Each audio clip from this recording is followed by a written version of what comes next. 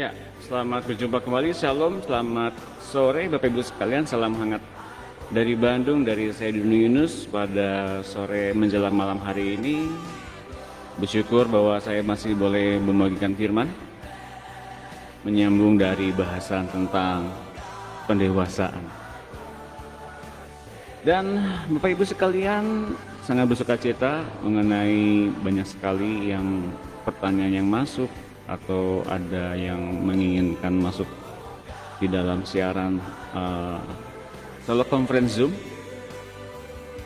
Bersyukur sekali, dan mari Bapak Ibu sekalian, bagi yang mau mengikuti telekonferensi Zoom, yaitu membahas tentang buku awal tentang dosa dan pertobatan, saya persilahkan untuk ikut besok jam 15.00 WIB dengan link yang akan saya bagikan nanti di Facebook.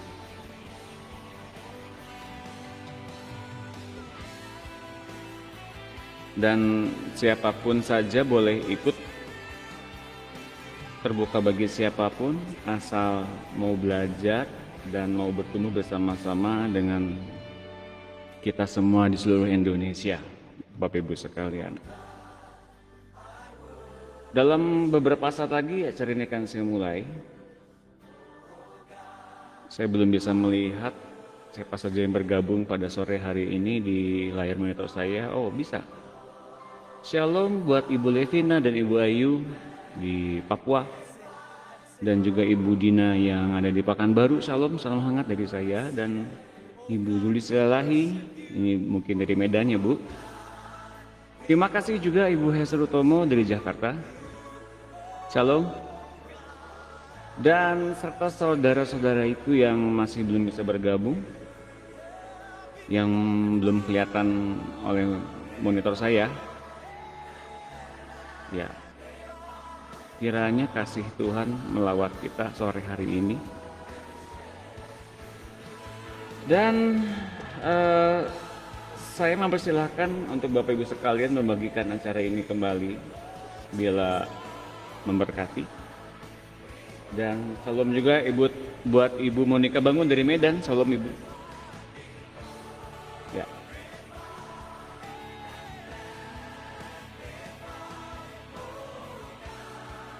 Sambil menunggu saya untuk menyiapkan bahan yang akan dibahas sore hari ini, menyambung bahasan dari hari kemarin, Bapak dan Ibu silakan persiapkan Alkitabnya, alat tulis, serta jurnal pribadinya.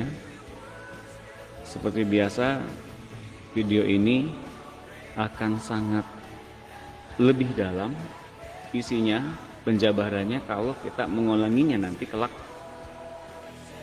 Dalam pengulangan-pengulangan itu biasanya Bapak Ibu sekalian mendapatkan hal-hal yang mendalam langsung dari Tuhan.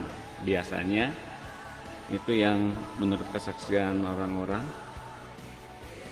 Dan persilahkan untuk menguangnya kembali, bahkan membagikannya kepada teman, kepada sahabat, kepada rekan-rekan yang lain. Jangan lupa video pengajaran ini juga bisa disaksikan, ditonton di YouTube channel Donu Yunus RTF. Jadi itu di sana banyak sekali tuh di video-video yang bisa dinikmati, ditonton kembali dari pengajaran-pengajaran yang kami lakukan sebelumnya. Ya. Kita akan segera mulai acara ini sambil menunggu yang lain untuk masuk. Salam juga buat Ibu Meta, Ibu Mega, Bang Jared. Wow, setia sekali yo. Terima kasih loh kehadirannya. Oke. Sebentar saya akan membagikan acara ini.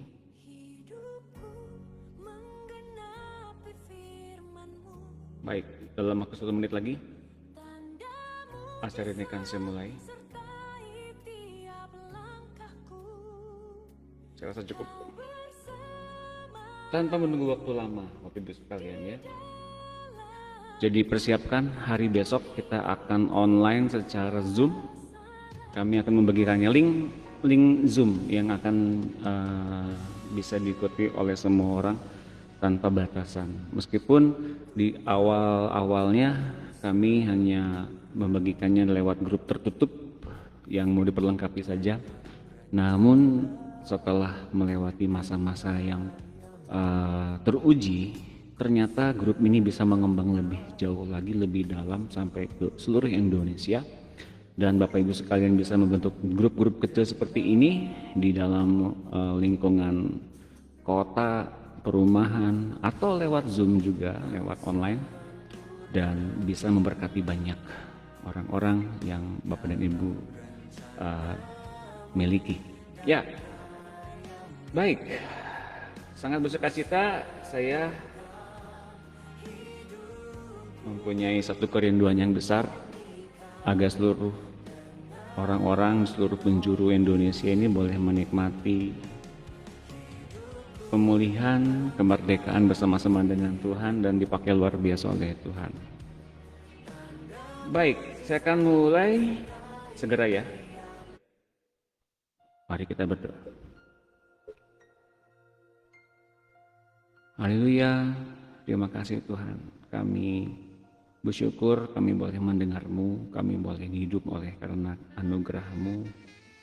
Kami bersyukur kami diselamatkan untuk satu maksud tujuan yang mulia, untuk memberikan kepada dunia ini kepastian, kebenaran, jalan, keselamatan, kehidupan lewat hidup-Mu. Tuhan, ajari kami yang pertama yang kami inginkan adalah jadikan kami indah, jadikan kami elok, jadikan kami seperti-Mu Tuhan. Oleh karena itu kami buka hati kami seluruhnya untuk kami mengalami pembaharuan penuh oleh-Mu. Kami bersyukur kami diberikan Roh Kudus untuk memastikannya. Kami pasti berhasil di dalam pengetahuan, dalam hidup-Mu, dalam jalan-Mu, dalam hikmat-Mu. Kami minta yang semua mengubah kepribadian kami, mengubah jati diri kami hingga kami menjadi anak Allah yang dipimpin oleh-Mu. Dan mari Tuhan, buat kami semua mendalami kasih-Mu sepanjang pertemuan ini. Segala yang salah, segala yang tidak berkenan di hati-Mu, Engkau menanggalkannya. Jadilah kami seperti-Mu, dan kami mengalami Tuhan yang hidup bersama-sama dengan kehidupan-Mu di muka bumi ini. Dan kami mengalami anugerah-Mu yang besar itu. Di dalam nama Tuhan Yesus, kami telah berdoa dan mengucap syukur. Haleluya. Amin. Baik, meneruskan kembali tentang apa saja yang telah dinyatakan mengenai keinginan itu adalah pintu masuk dosa. Barangkali baru kelihatan gitu ya, oh ternyata begitu Pak, keinginan itu salah dong kalau begitu. Jadi keinginan yang kita sekarang miliki ini kalau bukan dari Tuhan berarti dari daging meskipun tampaknya baik. Betul. Dan ternyata meskipun tampaknya baik sekalipun, meskipun tampaknya ini buat Tuhan semuanya, nah namun hasil akhirnya ternyata sorga menolaknya. Nah Bapak Ibu sekalian, apa yang terjadi di situ? Karena kita ternyata berlawanan dengan Tuhan. Keinginan daging tidak mungkin menyatu dengan keinginan roh. Maka sebetulnya yang perlu kita ingatkan kembali di dalam Alkitab, terutama dalam Perjanjian Lama Bapak Ibu sekalian, mengapa dulu pernah ada larangan dalam Perjanjian Lama, larangan dalam hukum Taurat. Meskipun bagi anak Allah, bagi orang Kristen, hukum Taurat menjadi hal yang tidak hidup dalam diri kita. Betul. Namun yang terjadi adalah setelah kita dimerdekakan dari perbudakan dosa yang dihidupkan oleh Taurat sebetulnya, Artinya kita sedang masuk kepada hukum yang lebih tinggi dari hukum Taurat, yaitu hukum roh yang sering orang bilang hukum kasih karunia. Namun sebetulnya hukum roh ini yang memberikan kepada setiap anak-anak Allah pimpinan dan instruksi-instruksi yang tidak jauh dari hukum Taurat sebetulnya. Namun caranya adalah dengan cara Roh Kudus itu memberikan kepada kita instruksi untuk menggenapi seluruh hukum Taurat dengan tindakan yang mudah, simpel, sederhana, dengan ketaatan penuh kepada Roh Kudus. Nah, ini kemudian yang dialami oleh Paulus. Sejak zaman Musa, hukum Taurat melarang orang Israel memiliki keinginan dalam hati untuk barang-barang milik sesama manusia yang lain. Itu ada dasarnya dalam hukum Taurat. Jadi dalam hukum Taurat itu mengatur hubungan antara Tuhan, mengatur hubungan juga dengan sesama. Dan mengatur hubungan dengan sesama, jangan menginginkan rumahnya, jangan menginginkan istrinya, jangan menginginkan hambanya laki-laki atau hambanya perempuan, lembunya atau keledainya, atau apapun yang dipunyai sesamamu. Itu ayatnya ada di Keluaran 20 ayat 17. Jadi kita nggak boleh punya kepengen, meskipun tampaknya sehari-hari kita justru melanggar hukum-hukum ini. Melihat mungkin ini di luar sana mungkin ya, melihat tetangga kita baru beli mobil baru, wah mobilnya bagus, yang kita punya mungkin mobilnya nggak gitu bagus, mobil keluaran tahun lama gitu ya. Nah ketika mobil itu menjadi satu hal yang urgent untuk kita miliki seperti itu, maka kita kemudian mempunyai keinginan memiliki mobil itu. Ya, mobil seperti itu bisa, mobil itu diinginkan lewat apapun saja yang kita lihat misalnya. Nah, di sini dikatakan jangan mengingini rumah sesamamu, jangan mengingini istrinya atau hambanya laki-laki atau hambanya perempuan atau lembunya atau keledainya atau apapun yang dipunyai sesamamu. Maka kita terjebak menjadi orang-orang yang hidup di dalam keinginan-keinginan yang sebetulnya dari yang kita lihat, dari yang kita dengar, dan itu dimunculkan di hati kita. Ini yang menjebak. Selama ini ternyata keinginan itu menjebak. Seperti yang kemudian dialami oleh Paulus. Sebetulnya ia mengalami hal yang lebih dalam dari itu. Paulus ternyata menemukan inti dari larangan itu, dari hubungan antara manusia dengan manusia yang diatur oleh hukum Taurat. Inti dari larangan itu sebenarnya tak hanya mengingini barang milik orang lain saja, tetapi secara inti, secara esensial, ia merumuskan bahwa segala bentuk keinginan itu sendiri sudah merupakan dosa sejak itu ada di dalam hati kita. Nah, kalau kita lihat dalam Roma 7 ayat 7, Roma 7 ini adalah bagaimana secara manusia Paulus berusaha menangani dosa. Gagal.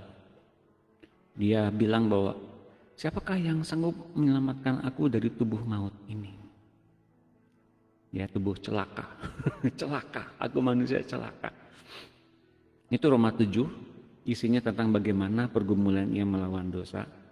Dan akhirnya di Roma 8 yang menemukan bahwa dia menemukan hukum roh untuk menggenapi hukum Taurat sebetulnya. Nah, kalau kita baca di Roma 7 ayat 7, jika demikian apa yang hendak kita katakan? Apakah hukum Taurat itu dosa? Tentu tidak. Hukum Taurat itu bukan ngomongin orang kemudian berdosa dan kemudian orang terkutuk. Enggak, sama sekali tidak. Sebaliknya justru melalui hukum Taurat, aku telah mengenal dosa. Itu yang Paulus katakan. Karena aku juga tidak tahu apa itu keinginan. Kalau hukum Taurat tidak mengatakan, jangan mengingini. Ternyata ia mengetahui dengan jelas ketika melalui pergumulan hidupnya bahwa hukum Taurat itu mengatur hubungan agar kita jangan punya kepengen. Itu intinya, itu secara esensialnya.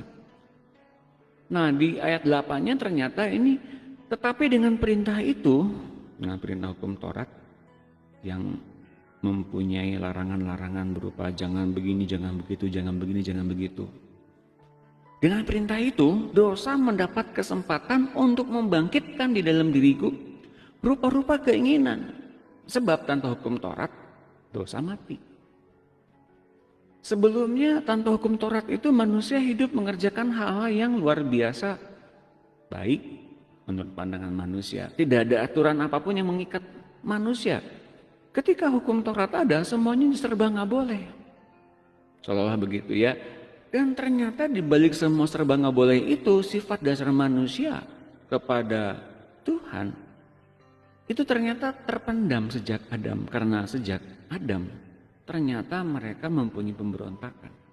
Manusia ternyata punya sifat memberontak. Meskipun hukum Taurat bersifat rohani dan itu datangnya dari Tuhan, namun sifat manusianya ternyata mempunyai sifat memberontak karena di dalam diri mereka mempunyai keinginan. Maka hukum Taurat mengajarkan tentang keinginan. Keinginan itu ternyata ada aturannya gitu loh. Nah, dahulu tanpa hukum Taurat aku hidup, akan tetapi sesudah datang perintah itu dosa mulai hidup. Nah, jadi senang mengerti ya.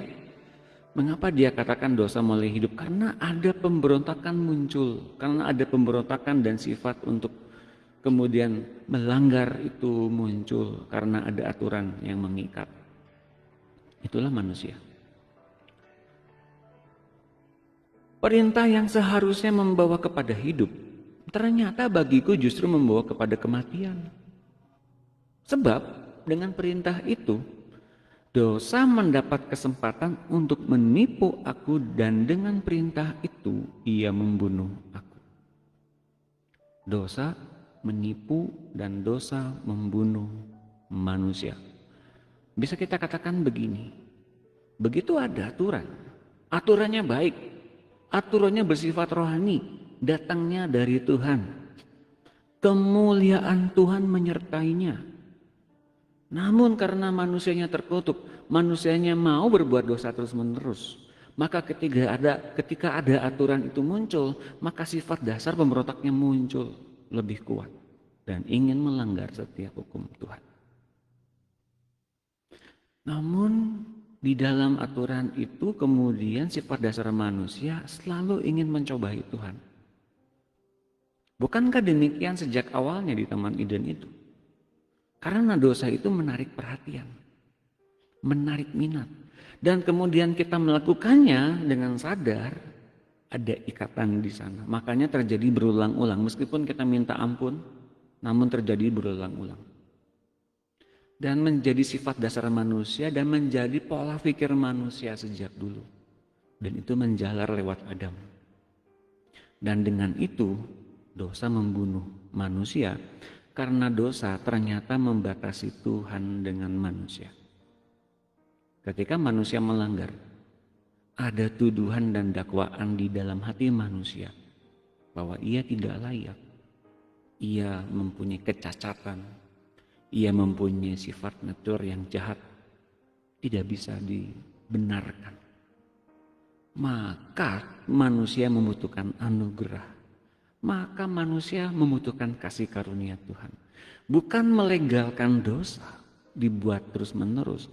Tapi di dalam anugerah dan kasih karunia Tuhan, manusia diperkenankan untuk hidup bersama-sama dengan Tuhan, untuk menangani setiap pikiran-pikiran dosa yang masih hidup, yang masih bergema, yang masih berjuang melawan jiwa dalam diri kita. Oleh karena itu banyak orang Kristen berjuang melawan kedagingan dan melawan dosa sampai mati. Ada dua hal yang terjadi diajarkan di dalam kita. Apakah kita ini melawan dengan penuh kerendah hatian? Kita menerima apa adanya, setiap kelemahan-kelemahan ini kita minta ampun terus-terusan karena kelemahan-kelemahan kita dan Tuhan ampuni. Dan yang kedua, kita menengking daging dan senantiasa melawan kuasa-kuasa jahat dalam diri kita. Jahat, ini roh jahat keluar, roh perjinahan keluar gitu ya. Terus-terusan sampai dengan seseorang itu kemudian seumur hidupnya melawan kedagingannya terus-menerus. Apakah kedua hal itu bisa dilakukan? Yang jalan tengahnya adalah seperti ini. Kesadaran bahwa Tuhan yang hidup dalam diri kita semua, yang harus tumbuh di dalam diri kita, terus menghadapi berbagai masalah. Tuhannya yang aktif berperan, Tuhannya yang aktif berpikir, Tuhannya yang aktif memberikan nasihat, pengajaran, didikan, dan sekaligus kita membuat diri kita lemah lembut, rendah hati oleh pertolongan Roh Kudus yang mengubah hati kita terus menerus. Hingga pada akhirnya kita bisa menerima Yesus Kristus yang ada di hati kita ini menjadi satu roh dengan Tuhan, menjadi satu roh dengan hidup kita, menjadi satu roh dengan roh kita, Yesus, dan kita menjadi satu manusia baru, ciptaan baru yang benar-benar baru, dengan cara pandang yang baru, dengan cara hidup yang baru, sama sekali tinggalin yang lama, sambil kita kemudian diperbaharui terus menerus untuk menemukan karakter pencipta, karakter Kristus yang penuh dengan buah roh di dalam diri kita. Kita bisa melakukannya hanya dengan pertolongan Roh Kudus. Karena semua isi hati kita yang lama itu isinya dari buah pengetahuan baik dan jahat yang diturunkan dari nenek moyang kita, Adam. Ini mesti benar-benar dikuras habis, ditanggalkan satu persatu kalau kita melalui beberapa fase kehidupan. Artinya apa? Kalau kita menemukan orang sombong, kemudian kita tersinggung, jangan sombong ya, Bapak Ibu sekalian. Mengapa kita tersinggung dengan orang sombong? Karena kesombongan orang itu ternyata bisa melebihi kesombongan kita. Ternyata sama-sama sombong. Mengapa kita nggak menyukai orang sombong? Karena kita pun ternyata punya sifat yang sama dengan orang itu. Bapak Ibu, mungkin kita mempunyai rendah diri. Mungkin kita mempunyai lingkungan teman-teman yang lebih posisinya dibanding kita. Entah itu secara rohani, entah itu secara material, lebih meyakinkan. Atau kita mungkin mempunyai pengertian, pengetahuan baru lahir baru. Rasanya kita seringkali ditegur, dinasihati dengan keras. Kalau kita menyampaikan firman serba salah gitu ya, ditegur. Hingga kita jadi minder. Nah, Bapak Ibu sekalian serta saudara-saudariku, roh minder itu sendiri adalah bentuk kesombongan yang negatif sebetulnya. Tapi ini negatif. Yang begini salah satu dari keangkuhan hidup. Kita mempertahankan karakter kita yang lama di hadapan Tuhan.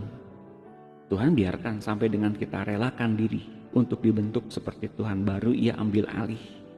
Ia akan beritahu betapa kita mempunyai kedagingan seperti itu. Dia akan beritahu dengan seluruh kasih-Nya kepada kita. Bukan memarahi kita, dengan seluruh kasih-Nya kepada kita agar kita diubahkan.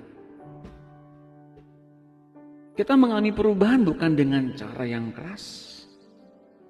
Kita mengalami perubahan melewat adanya hubungan yang indah. Sedemikian indahnya yang kita dapatkan dalam hubungan kita dengan Tuhan. Ketika kita diubahkan, kita menjadi orang yang kemudian bisa menyadari bahwa kita masih jauh dari Tuhan. Dan ternyata walaupun begitu banyaknya yang salah, tapi kita lihat anugerah Tuhan tetap mempertahankan kita hidup hingga hari ini. Kita masih menghargai hadirat Tuhan seperti itu, yang betul-betul sabar terhadap perubahan yang sedang Ia inginkan dan itu belum terjadi sepenuhnya. Ia menginginkan ada perubahan. Ia menginginkan adanya satu pergantian sistem cara pandang yang Dia ingin cepat. Dia menginginkan hal yang cepat. Namun Dia adalah Tuhan yang menguasai waktu. Tetapi Bapak Ibu sekalian, yang menjadi masalah, sudahkah kita betul-betul menghargai waktunya Tuhan? Kalau kita sudah selayaknya harus diubahkan dengan demikian cepat, maka relakanlah diri kita diubahkan saat ini. Pada saat ini jika engkau mendengar suara Tuhan yang ada di hatimu, jangan keraskan hatimu. Bukankah firman Tuhan mengatakan demikian? Jadi jika kita sekarang bergumul melawan dosa, barangkali kita mempunyai keangkuhan untuk mempertahankan sifat dasar kita tetap kita miliki. Karena kita sudah nyaman di dalamnya. Memang benar Bapak Ibu sekalian, begitu mengikatnya karakter dan tabiat hingga kita tidak menyadari bahwa itu sebuah daging yang menempel di dalam roh kita, menghambat pertumbuhan roh kita. Kemudian kita merasakan ketika kita dinyatakan kita mesti diubahkan oleh Tuhan, kita menjadi orang yang lebih pemaaf, lebih cepat mengampuni, lebih cepat melupakan masa lalu kita, dan lebih cepat melupakan kesalahan orang lain kepada kita sebagaimana kita diampuni, dilupakan kesalahan oleh Tuhan. Maka kita menjadi orang yang mungkin gak nyaman. Terutama kalau kita melihat orang yang kita pertengkarkan, mungkin kita bertengkar dengan orang-orang yang kita gak suka. Dan Tuhan memberikan pada kita pengampunan, dan juga agar kita juga mengampuni orang itu, dan kita menjadi orang yang gak nyaman. Mengapa? Karena sukar menjadi orang pemaaf, sukar menjadi orang yang betul-betul ingin melepaskan pengampunan, melupakan masa lalu, melupakan kesalahan-kesalahan orang lain, karena begitu luka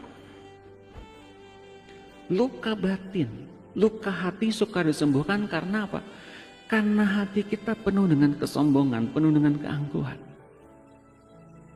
Maka firman Tuhan katakan begini dalam Ibrani 12 ayat 4, dalam pergumulan kamu melawan dosa, kamu belum sampai mencucurkan darah. Kita hari ini bersyukur bahwa kita hanya disuruh memilih, mau atau tidak ngikut Tuhan. Apa syarat ngikut Tuhan?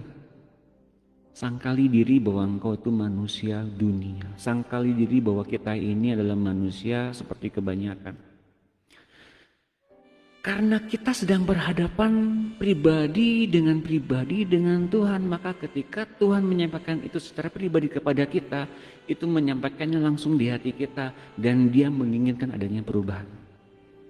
Cepat atau lambat, kita semua harus diubahkan. Tuhan inginnya cepat. Saya percaya. Mengapa? Karena begitu banyak hal yang Ia ajarkan, yang Ia akan ajarkan kepada pertumbuhan rohani kita.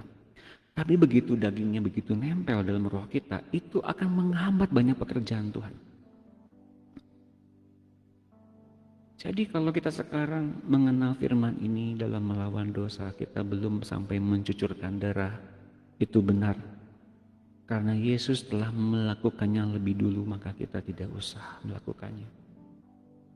Wahyu 2 ayat 10, jangan takut terhadap apa yang harus engkau derita. Sesungguhnya iblis akan melemparkan beberapa orang dari antara kamu ke dalam penjara, supaya kamu dicobai dan kamu akan beroleh kesusahan selama 10 hari. Hendaklah engkau setia sampai mati, dan aku akan mengaruniakan kepadamu mahkota kehidupan. Setia sampai mati artinya apa? Mengikuti Tuhan, mengikuti panggilannya, mengikuti setiap apa yang diperintahkannya kepada kita lewat hati yang baru. Artinya apa? Sampai dengan mati dagingnya. Sampai dengan mati kuasa dosanya yang menghimpit, mencengkram kita untuk ikut Tuhan dengan sebebas-bebasnya. Hari ini banyak sekali pergumulan-pergumulan kita yang kemudian membatasi cara kerja Tuhan bekerja dahsyat dalam hidup kita. Karena kita punya batasan, karena kita punya banyak kelemahan, karena kita banyak waktu menunda pekerjaan Tuhan. Waktu menunda bagaimana Tuhan hidup sepenuhnya dalam hidup kita dan merubahkan hidup kita, rumah tangga kita, keluarga kita, pelayanan kita, gereja kita. Kita banyak menunda. Terlalu banyak ikatan yang kita punya dengan dunia ini. Sehingga banyak pekerjaan Tuhan terhenti di satu titik tertentu. Setidaknya lewat hidup kita dulu. Jangan ngomongin soal orang lain. Jangan ngomongin soal gereja orang lain. Tapi kita dulu saja. Begitu banyak hal-hal yang sedang Tuhan siapkan bagi kita secara pribadi. Sadarkah itu kita Bapak Ibu sekalian? Jadi kalau kita selama ini ternyata pada ruang lingkup dan perjalanan hidup yang masih belum sepenuhnya yang Tuhan inginkan. Mari kita sadari ini sekarang, mumpung awal tahun. kita bisa menghitung waktu mundur sekarang. Bukan menghitung waktu mundur Antikristus datang gitu ya. Tentang 66 itu akan terjadi, 666 itu akan terjadi. Sebetulnya itu bukan satu masalah yang perlu kita pikirkan lebih dalam, penanaman chip dan sebagainya. Tidak harus. Yang penting adalah bagaimana kedagingan itu yang menghambat pekerjaan Tuhan itu benar-benar mati dalam tubuh kita oleh kuasa Roh Kudus. Oleh penebusan darah Yesus. Yang penting itu. Kita terlalu mengkhawatirkan masa depan seperti apa. Kita terlalu banyak mengkhawatirkan bagaimana penanaman chip. Bagaimana 666, bagaimana Antikristus, bagaimana semuanya terjadi, perang dunia ketiga, Armageddon, pengangkatan. Kita terlalu banyak khawatir. Sedangkan hal-hal yang menghambat pertumbuhan rohani kita tentang kekhawatiran, kecemasan di dalam kedagingan itu sendiri belum ditanggalkan sepenuhnya. Karena kita belum rela untuk ditanggalkan. Mungkin banyak dari kita yang sedang pelayanan terjerat masuk ke dalam pelayanan-pelayanan yang berdasarkan belas kasihan semata-mata. Kasihan Pak. Saya bantu, kasihan. Hingga kita mempunyai banyak tenaga, banyak emosi terkuras ke daerah-daerah yang sebetulnya nggak harus kita kerjakan. Sekali lagi saya katakan belas kasihan itu baik. Baik betul. Tetapi tak seharusnya menjadi dasar melakukan pelayanan karena kasihan. Kalau tidak disuruh Tuhan melakukannya. Kemudian tanpa sadar kita semua mungkin berubah menjadi pelayan kebutuhan-kebutuhan manusia, orang-orang yang kedagingan terus-menerus. Hingga tidak sadar, kita juga menjadi lama-lama orang yang menginginkan kedagingan itu melekat di dalam tubuh kita, melekat di dalam hal-hal yang rohani dalam hidup kita. Namun ternyata banyak orang yang menikmati pertolongan doa dan kuasa-kuasa dari beberapa hamba Tuhan, bahkan banyak hamba Tuhan. Dan berpikir karena doa-doa seperti itu, karena doa urapannya kuat luar biasa, kuasanya luar biasa, penyembahannya luar biasa. Berpikir untuk selalu bisa begitu terus-menerus kedagingan bertahan, asalkan keinginan saya tercapai. Seperti seorang yang minta digendong terus oleh iman hamba Tuhan yang mendoakannya. Tanpa merasa perlu untuk sendirinya tumbuh di dalam imannya masing-masing. Hati-hati, ini jerat masing-masing bagi hamba Tuhan dan jerat masing-masing bagi seluruh tubuh Kristus. Seharusnya kita dalam pelayanan mengantar orang kepada pertumbuhan rohani pribadi mereka masing-masing. Mereka seharusnya mengalami Tuhan secara individu. Mereka bisa berdoa kepada Tuhan secara individu. Mereka betul-betul mengalami pergumulan yang diangkat dagingnya oleh Tuhan secara individu. Mereka memahami peran serta Roh Kudus dalam kehidupan mereka dalam pertumbuhan rohaninya, sambil benar-benar mengerti kelemahan-kelemahan mereka dan kemudian menyerahkan pimpinan Roh Kudus untuk melakukannya, menanggalkan masa lalu, menanggalkan pikiran-pikiran kedagingan dan menumbuhkan buah roh. Setiap pergumulan hidup ini tak lain adalah sarana Tuhan sebenarnya untuk menunjukkan bahwa ada pekerjaan-pekerjaan Allah yang ada tersedia dalam hidup kita. Daginglah yang selama ini menghambatnya.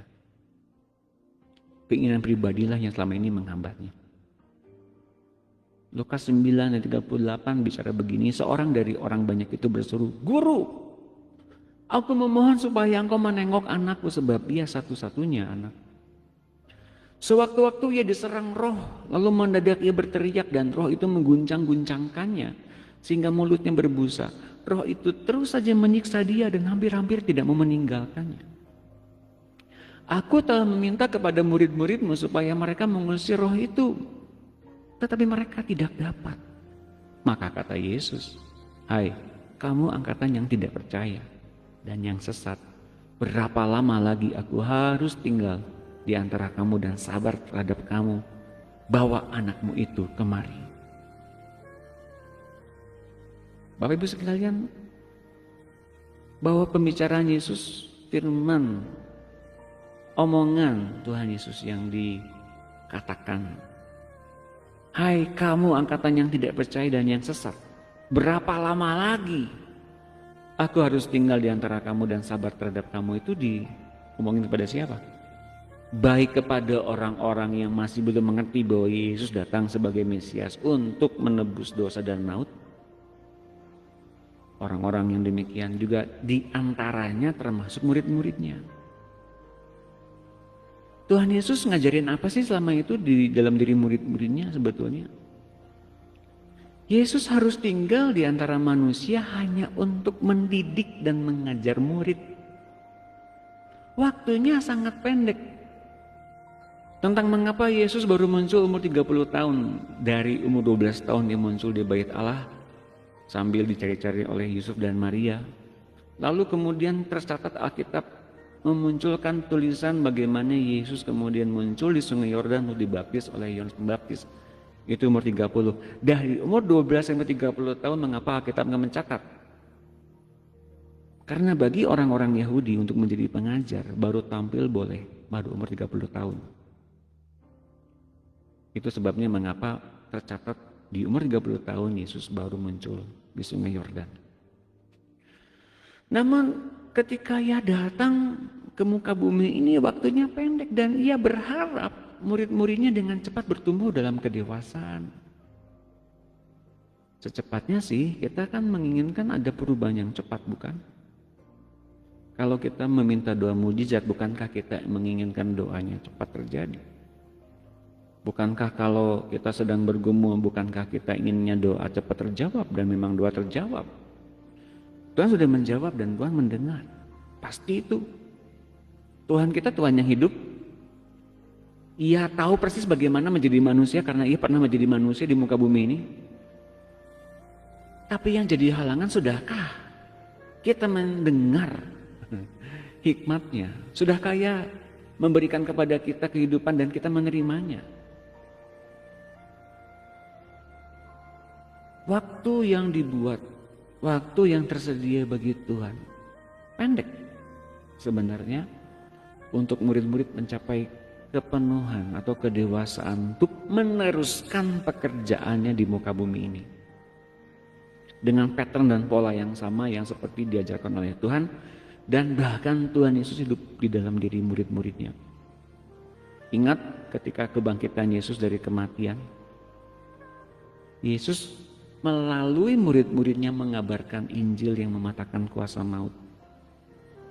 Artinya Yesus sudah ada dalam diri murid-muridnya lewat pertolongan Roh Kudus tentu saja. Demikian juga kehadiran kita di dunia yang sejak kita mengenal hal ini, kita sekarang otomatis dibuat harus lebih cepat dari sekedar kita percaya saja, dari sekedar kita lahir baru saja, dari sekedar kita menjadi saya pengen mendengarkan saja khotbah-khotbah yang membangun iman. Oh tidak. Sekarang ketika kita mendengar ini, dari waktu kita bertobat, ini waktu dipercepat. Standarnya mungkin ditinggikan lagi. Mungkin. Mengapa? Ingat, waktunya sudah semakin pendek. Jatah kita kemudian, bukan untuk hidup, jatah kita untuk kemudian ditentukan sampai dengan sepenuh Kristus itu mau dipakai berapa lama? Ingat, kita sedang diberikan waktu berdasarkan anugerah, berdasarkan pilihan, dan berdasarkan sisa. Yang dipanggil banyak, tapi yang merespon sedikit. Yang diundang banyak, yang datang sedikit. Dan yang masuk ke dalam jalan itu, yang sempit itu banyak yang gak mau. Orang-orang pengennya masuk ke jalan yang lebar, yang luas. Karena kemudian orang-orang semakin banyak melihat, yang itu kayaknya aman ya, banyak orang mengikutinya. Namun mungkin bukan itu caranya. Bapak Ibu sekalian, kita sekarang mesti mengerti untuk bukan saja menjadi pendengar khotbah orang lain saja, atau minta didoakan terus-menerus oleh hamba Tuhan tertentu saja. Kemudian kita harus menjadi dewasa, matang bersama-sama dengan Tuhan, secara individu bersama-sama dengan Roh Kudus juga. untuk kemudian mendewasakan orang lain, mendewasakan orang-orang yang kita kasihi juga. Jiwa diselamatkan untuk membuat jiwa yang lain selamatkan lewat jiwa yang selamatkan itu. Bukankah itu yang Tuhan inginkan? Kita bukan hanya saja menjadi pendengar khotbah setia saja, tapi kita menjadi pelaku firman dan mendewasakan orang lain juga. Lewat hidup Yesus yang mengubahkan kita dulu, dan Roh Kudus yang menanggalkan kedagingan kita terus-menerus. Yohanes 9 ayat 3 jawab Yesus, bukan dia dan bukan juga orang tuanya, tetapi karena pekerjaan-pekerjaan Allah harus dinyatakan di dalam dia. Banyak yang mungkin salah menangkap maksud Tuhan ketika banyaknya dosa, banyaknya penyakit, banyaknya hal-hal yang menggelisahkan di dunia ini, sampai dengan banyak orang mungkin bertanya-tanya, apakah Tuhan ada ketika saya menderita? Apakah Tuhan hadir ketika saya mengalami kekurangan? Apakah Tuhan mendengar doa-doa saya ketika saya meminta pertolongan Tuhan? Tapi saya mau katakan, dan ini tepat, kalau kita ngalamin pergumulan, kita ngalamin kehilangan orang-orang yang kita kasihi, ngalamin kerugian, ngalamin tekanan hidup, ngalamin penyakit yang tak kunjung sembuh, semuanya itu untuk menyatakan pekerjaan-pekerjaan Allah harus dinyatakan, dan Allah itu hidup dalam diri kita. Bapak Ibu sekalian, dalam Yohanes 12 ayat 8, karena orang-orang miskin selalu ada bersama kamu, tetapi aku tidak akan selalu bersama kamu. Banyak orang mungkin menginginkan Yesus seperti apa yang mereka inginkan. Yesus penyembuh, Yesus penuntas masalah, Yesus penyedia berkat-berkat, Yesus penjawab kebutuhan. Tuhan yang membuat saya menjadi orang bahagia. Tetapi pada faktanya mungkin pada tingkat tertentu kita nggak ngalami semuanya itu. Agar kita kemudian belajar. Mungkin doamu didengar cepat dulu. Mungkin engkau bertumbuh dalam suatu hal pertumbuhan yang cepat. Namun hari-hari mengapa begitu lambat? Seakan-akan seperti itu. Karena ia sedang mengajarkan hal yang baru. Karena Tuhan sedang mematangkan kita dalam kondisi-kondisi yang paling sulit. Apakah kita benar-benar mau bertahan kepada Tuhan dan segala penyediaannya? Bapak Ibu sekalian, ini yang membuktikan kita mengasihi Tuhan. Terlepas dari tekanan hidup, terlepas dari masalah yang kita hadapi di dunia ini belakangan ini yang katanya semakin rumit, semakin gak jelas. Tapi Tuhannya semakin jelas kalau kita mau dengerin Dia. Kalau kita sekarang melihat dengan cara pandang Tuhan, penggenapan semua yang ada di kitab suci, semuanya sudah mengarah ke akhir zaman. Bapak Ibu sekalian, boleh dicek di mana-mana. Asal jangan mencek hal yang membuat kita takut, cemas, khawatir, dan sebagainya. Ingat, bersama dengan Tuhan memunculkan senantiasa damai sejahtera, sukacita, dan damai sejahtera, sukacita, dan kebenaran. Kalau kita mengadakan hubungan dengan Tuhan ujung-ujungnya takut, itu bukan hubungan yang baik. Itu hubungan yang berdasarkan ketakutan menghadapi esok. Hubungan yang didasarkan oleh hubungan yang indah dengan Tuhan memunculkan latihan menumbuhkan buah roh senantiasa. Meskipun masalahnya tetap ada, besok, lusa, tahun depan masalah tetap ada. Tapi yang dilatih itu hati kita. Bukan menerima jadi begitu saja, bukan. Tapi dia sedang melatih dengan cara pandang yang berbeda. Namun percayalah, di dalam ending setiap pelajaran-pelajaran yang sedang kita terima ini, kita jangan stres, jangan depresi dengan setiap hubungan yang sedang Tuhan ajarkan kepada kita. Karena ia menumbuhkan kepada kita latihan untuk percaya sepenuhnya. Dan percayalah setiap yang kita munculkan kepada Tuhan, bentuk kasih, mempercayakan diri kepada Tuhan, Tuhan pasti memberikan upah tepat pada waktunya. Kepada siapa yang setia menunggu janji Tuhan itu tergenapi.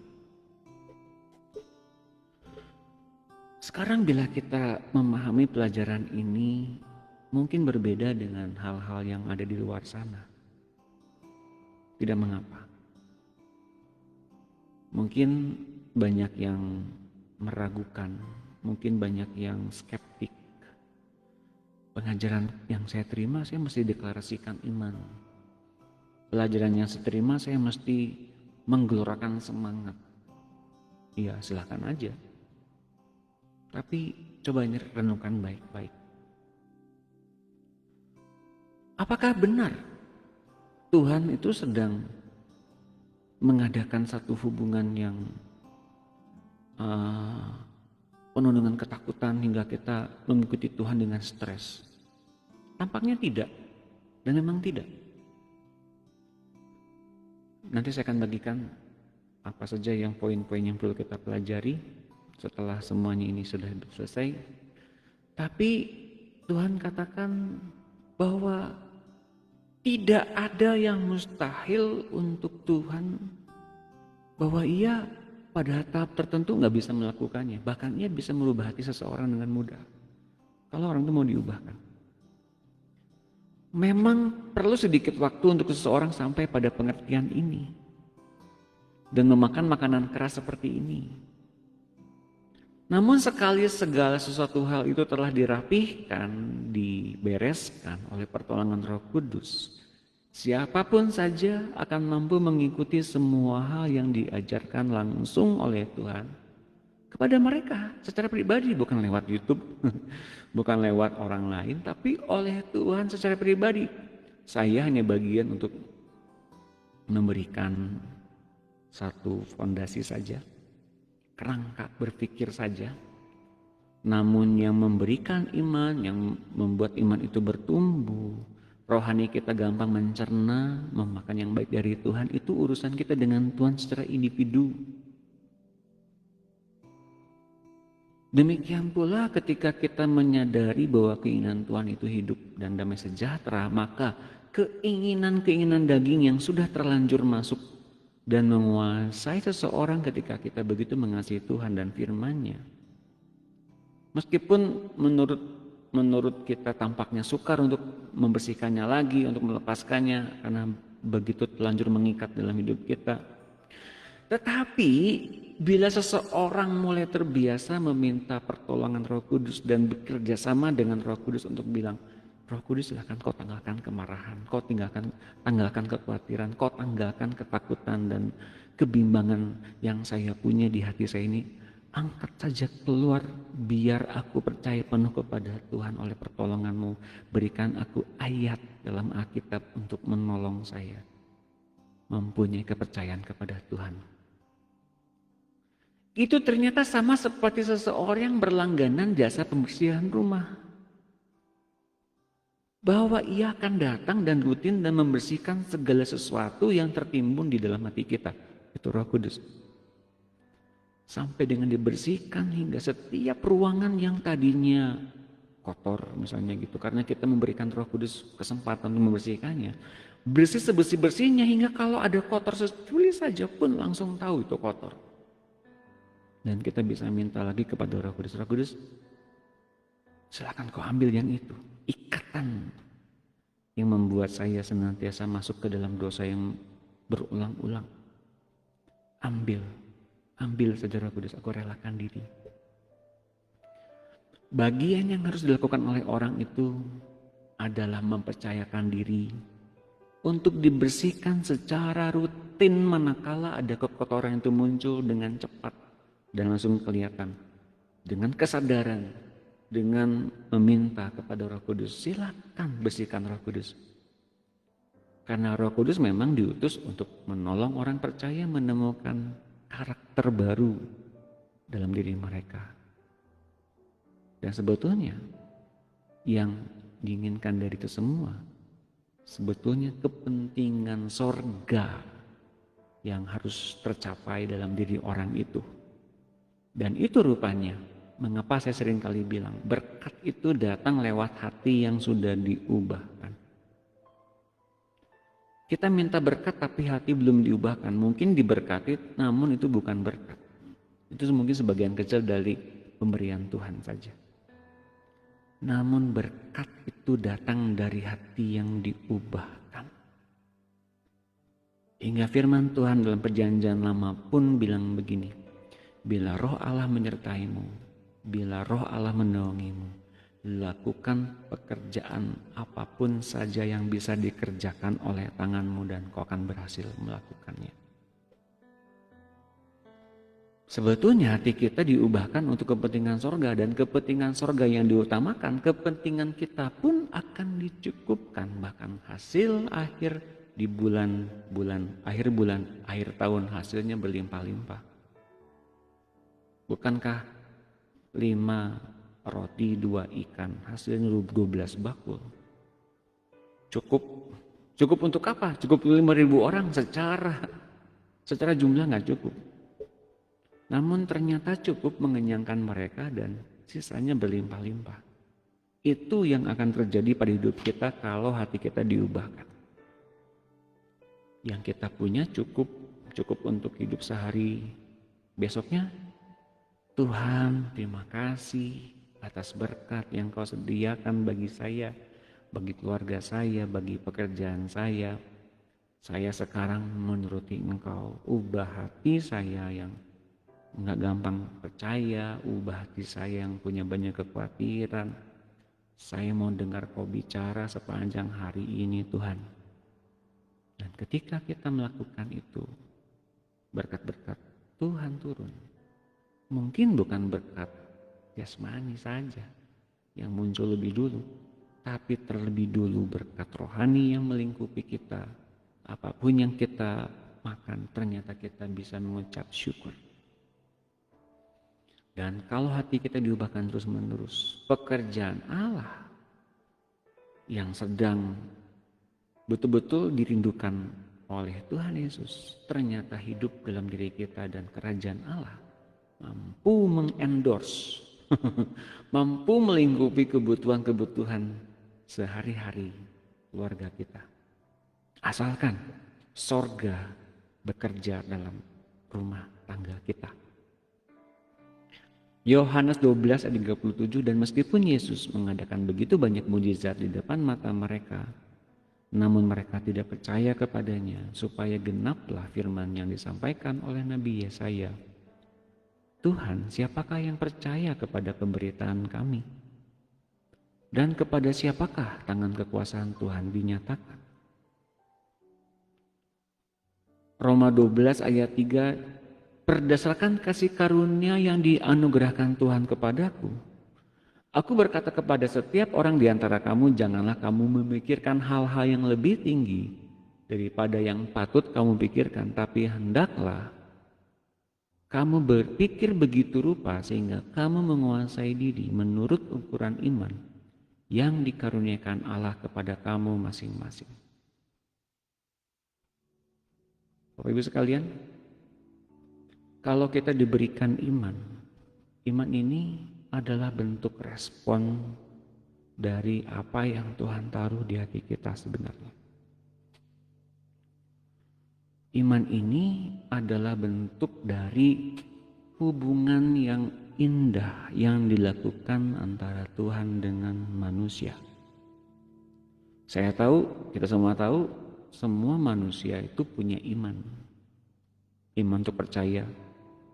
Iman untuk percaya kepada obat-obatan, iman kepada obat-obatan. Iman percaya kepada dokter, iman kepada dokter. Iman percaya kepada buku-buku pengetahuan, iman kepada pengetahuan. Iman kepada kepercayaan tertentu, iman kepada kepercayaan itu. Namun kita mau jelaskan, ini adalah iman kepada respon kepada perkataan Tuhan yang ditujukan kepada kita langsung, dan kita menerimanya dalam hati karena kita sedang dihidupkan oleh firman. Bukankah dikatakan Firman itu muncul, iman itu muncul dari apa yang kita dengar, dari firman yang kita dengar. Roma 10 ayat 17. Namun dalam Roma 14 ayat 23 begini,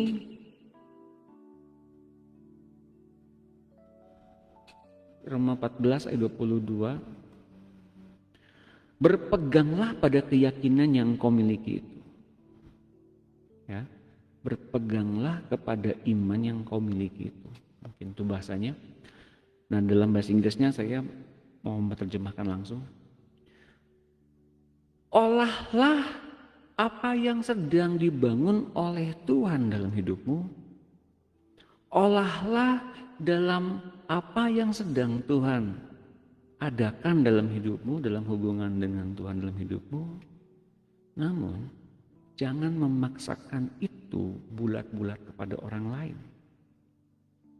Karena barangkali setiap orang, iman yang sedang dibangun oleh Tuhan mungkin belum sampai di level itu. Kalau kita betul-betul mencerna terus-menerus apa yang sedang Tuhan ajarkan. Karena sebetulnya iman itu secara general Tuhan adalah yang mengarangnya dan Tuhan pula lah yang menyelesaikannya. Namun ada orang yang bertahan pada imannya meskipun dari Tuhan, tapi imannya itu nggak bertumbuh karena imannya itu sukar melangkah. Karena ia begitu banyak melihat ketakutan demi ketakutan yang muncul ketika melangkah itu. It's okay. Kita nggak maksain orang itu untuk melangkah. Selama orang itu masih belum bisa melangkah dan bertumbuh dengan iman yang diberikan oleh Tuhan kepadanya, jangan paksakan dia untuk mengikuti iman kita, bisa jadi dia gagal. Namun sekarang kita mengerti ini. Bagi kita sekarang yang menerima ayat ini, mengerti sekarang kita ini betul-betul diberkati dan betul-betul beruntung ketika betul-betul kita ini mempunyai sikap dan mempunyai iman, mempunyai kepercayaan yang jelas dan masuk akal. Tapi jika kita tidak begitu mengerti, tidak begitu memahami, atau nggak paham, bahkan takut salah jalan. Dan bila kita memperhatikan bahwa kita ternyata yang kita pegang itu kemudian nggak sejalan dengan, tidak konsisten dengan apa yang kita percayai, dengan apa yang kita imani. Ini penting Bapak Ibu sekalian. Ini pentingnya bahwa kita perlu pertolongan Roh Kudus untuk mengevaluasi tindakan iman kita benar apa tidak. Suatu hari kita kemudian memaksakan pendapat, iman, keyakinan kita tentang firman Tuhan kepada orang lain. Suatu hari kemudian kita ingin menyenangkan mereka dengan iman kita. Kemudian kita memaksakan, kita membuat orang itu mesti mengikuti apa yang kita percayai, yang kita imani. Itu batasan yang kita langgar. Batasan yang harus kita mengerti adalah Tuhan sedang membangun setiap orang dengan perkataannya sendiri. Namun jangan sampai kita terlena dengan yang itu-itu saja. Barangkali kemudian yang iman kita peroleh dari Tuhan memang gak bisa bertumbuh karena kitanya banyak gak percaya, banyak bimbang, banyak takut untuk melangkah. Nah, kita sekarang mengerti bahwa ternyata iman itu perlu adanya pembuktian, bukan? Ketika kita melangkah, ketika kita mulai bergaul erat karib dengan Tuhan, di situ kemudian iman itu perlu adanya satu langkah besar melakukannya, satu demi satu, langkah demi langkah, tahap demi tahap, tingkatan demi tingkatan, hingga kita betul-betul akhirnya hanya dibutuhkan iman sebesar biji sesawi saja untuk melengkapinya. Dan itu cukup. Ternyata kekuatan datangnya dari Tuhan. Kita tinggal melangkah lewat firman saja yang Ia percayakan kepada kita. Nah, menjelang akhir dari pengajaran malam hari ini, kita sedang diperhadapkan pada satu hal yang krusial. Bahwa dalam 1 Korintus 2 ayat 12 kita tidak menerima roh dunia, tetapi roh yang berasal dari Allah, supaya kita tahu apa yang dikaruniakan Allah kepada kita. Itu masing-masing.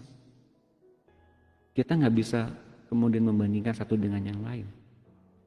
Kalau ternyata kita bisa membandingkan satu dengan yang lain, kita sedang menjadi orang-orang yang mempunyai keangkuhan. Dan kemungkinan kalaupun ada orang yang lebih dari kita imannya gitu ya, kita mempunyai iman yang minder. Jadi kita sekarang mengerti, kita sedang berjuang di dalam satu trek perlombaan iman yang dalam trek yang sama, dalam jalur yang sama, namun tidak langsung dibandingkan satu dengan yang lain. Terimalah Tuhan masing-masing dalam hidup kita dengan indah, tanpa berburuk sangka kepada orang lain. Dengan demikian kita bisa mengerti hubungan indah dengan Tuhan itu terus berlanjut sampai ke tahap yang paling indah, bahwa iman kita dibawa oleh Tuhan menjadi iman yang sempurna. Bapak, Ibu, serta saudara-saudariku sekalian, jika kita sekarang menerima satu tekanan yang berat, tekanan yang hebat, biarlah firman yang akan saya bagikan sekarang membuat kita mengerti sekarang kita sedang dipindahkan kepada kesadaran yang sesungguhnya, bahwa Tuhan sedang mengubah keadaan kita. Namun apakah kita percaya? Apakah kita menghidupi perubahan-perubahan itu? Lihat ini ayatnya baik-baik. 2 Korintus 5 ayat 4. Sebab selama masih diam di dalam kemah ini, dalam tubuh kita ini, tubuh jasmani ini, tubuh yang punya kelemahan ini, bahkan mungkin masih punya kedagingan di sana sini, yes, okay. Kita mesti mengakui itu masih ada. Itu kita mesti mengakui bahwa kita sedang mengarahkan diri kepada kepenuhan Kristus, namun masih ada kedagingan. Silakan kita sadari masing-masing, dan Roh Kudus menolong kita untuk menanggalkannya. Itu yang paling penting, ya. Selama masih diam dalam kemah ini, kita mengeluh oleh beratnya tekanan. Mengapa kita mengeluh? Tertekan, bergumul. Tapi saya mau kasih tahu, bukan itu. Kita mengeluh oleh beratnya tekanan karena kita mau mengenakan pakaian yang baru itu tanpa menanggalkan yang lama. Tahukah tekanan dan himpitan itu begitu nyata bagi kita karena kita sedang dipersiapkan yang baru oleh Tuhan dan kita nggak mau menerimanya. Kita masih mempunyai zona nyaman, zona takut untuk masuk ke dalam anugerah Tuhan yang semestinya karena kita masih mengupayakan yang terbaik yang bisa kita lakukan. Dan itu sebetulnya masa transisi saja. Kalau kita mengeluh dengan beratnya tekanan, it's okay.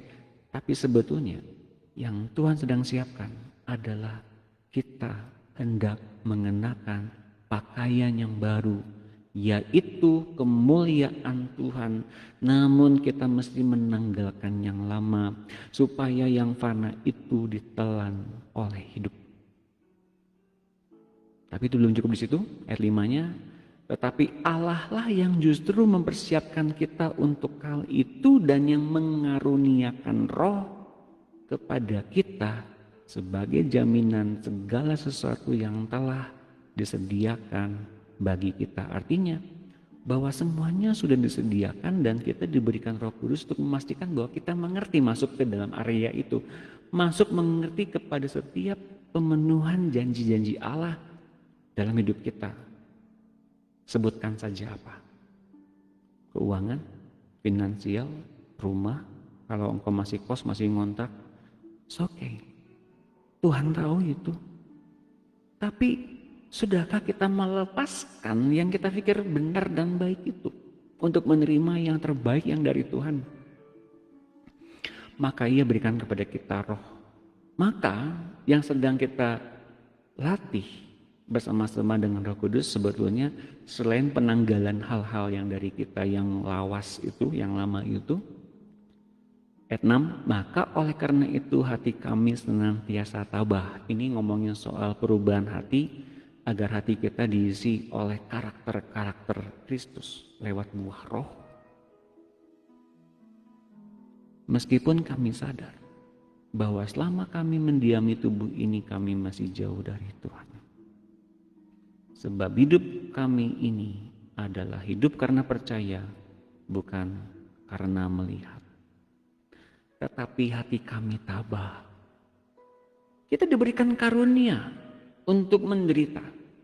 Karena kita ngikutin Tuhan, bukan karena kesalahan kita. Diberikan karunia menderita, kemudian kita beroleh tekanan agar kita beroleh anugerah. Pembebasan dari tubuh yang lama, pembebasan dari hati yang lama, pembebasan dari cara pandang yang lama. Untuk masuk kepada hidup yang baru, kepada cara pandang yang baru, kepada anugerah, kepada setiap berkat-berkat yang sudah disiapkan. Namun yang sedang dipersiapkannya hati dan kemudian buah roh. Tetapi hati kami tabah dan terlebih suka kami beralih dari tubuh ini untuk menetap pada Tuhan. Sebab itu juga kami berusaha, baik kami diam dalam tubuh ini maupun kami diam di luarnya, supaya kami berkenan kepadanya. Lakukan apa yang Tuhan inginkan. Lakukan saja apa yang Tuhan firmankan. Lakukan saja apa yang sedang Tuhan instruksikan. Mungkin gak enak. Mungkin itu membuat daging kita berontak. Lawan pikiran-pikiran buruk itu dengan minta Roh Kudus. Roh Kudus tanggalkan semuanya. Tanggalkan semuanya. Hanya itu yang aku mau. Fokus kepada apa yang disediakan oleh Tuhan di depan sana. Dan Roh Kudus membantu kita untuk mengertinya. Karena memang Roh Kudus diberikan untuk kita untuk beroleh buah roh, pengharapan, dan ketabahan. Dan di dalamnya kita sedang dilatih sukacita. Kita kemudian dilatih juga dalam ucapan syukur. Itu yang mengubahkan keadaan. Hati kita yang diubahkan itu mengadakan satu revolusi besar-besaran. Bukan saja kemudian di tubuh jasmania kita yang kemudian kita kehilangan kesempatan untuk memikirkan soal dosa. Karena kita keburu menyenangkan Tuhan. Karena kita keburu mengasihi Tuhan dengan sangat. Merindukan pertemuan dengan Tuhan, menghargai hadirat Tuhan di hati kita. Sayang rasanya kalau kemudian kehilangan persekutuan dengan Tuhan, obrolan dengan Tuhan. Kalau dia yang ia nggak sukai kita melakukannya. Saya tahu Tuhan sedih. Saya tahu Tuhan gak suka kalau saya lakukan ini. Jadi saya mending gak mau mikirin pun gak mau. Itu yang kita lakukan. Itu pola hidup yang seharusnya kita lakukan. Maka berolehlah kesempatan untuk kita diubahkan oleh Roh Kudus malam hari ini. Berolehlah kesempatan untuk menerima yang indah. Yang dipersiapkan oleh Allah di depan sana. Roh Kudus yang memampukan kita melihat dan yang mengubahkan hati kita serupa dengan hatinya Tuhan Yesus yang penuh dengan kelemah lembutan dan ketaatan. Mari kita berdoa. Bagi Bapak Ibu sekalian yang mau berdoa bersama-sama dengan saya, ikuti apa yang saya ucapkan ini. Bapakku yang di sorga, aku tutup pintu hatiku yang biasa dimasuki keinginan-keinginan dari dunia. Aku pasang salib Tuhan Yesus untuk menutupnya rapat-rapat terhadap keinginan dunia dan si jahat. Dan kubuka sekarang pintu yang menerima kehendak hatimu setiap hari. Taruhlah setiap keinginan-keinginanmu di dalam hatiku, setiap saat. Jadikan aku saluran keinginanmu setiap hari. Di dalam nama Tuhan Yesus, kami berdoa. Dan Roh Kudus, berikan kepada kami pertolongan-Mu, ubah hati kami. Hati lama ini isinya bongkar semua. Buat saya memahami cara pandang-Mu.